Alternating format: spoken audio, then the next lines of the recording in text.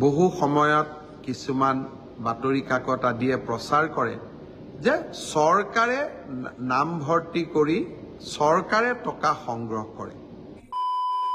আপোনালোকক ইয়াৰ সিদ্ধান্তৰ বিষয়ে মই অৱগত কৰিম।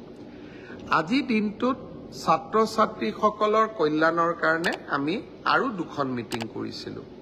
আমি প্ৰত্যেক বছৰে আনন্দৰাম বৰুৱা বঁটা দিওঁ উচ্চ মাধ্যমিক পৰীক্ষাত ভাল ৰিজাল্ট কৰা ষ্টুডেণ্টসকলক, আৰু হায়াৰ ছেকেণ্ডাৰী ছোৱালীসকলক ফাৰ্ষ্ট ডিভিজন পালে আৰু ষ্টাৰ পালে ল'ৰাসকলক আমি স্কুটি দিওঁ।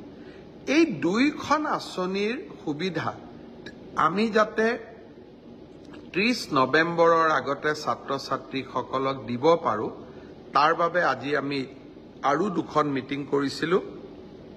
মই ভাবোঁ যে 30 নৱেম্বৰৰ আগতে আমি দুইখন আঁচনিৰ সুবিধা ছাত্ৰ ছাত্ৰীসকলক দিব পাৰিম। বহু সময়ত কিছুমান বাতৰি কাকত আদিয়ে প্ৰচাৰ কৰে যে চৰকাৰে নামভৰ্তি কৰি চৰকাৰে টকা সংগ্ৰহ কৰে, চৰকাৰৰ ৰাজহলৈকে টকা আনে।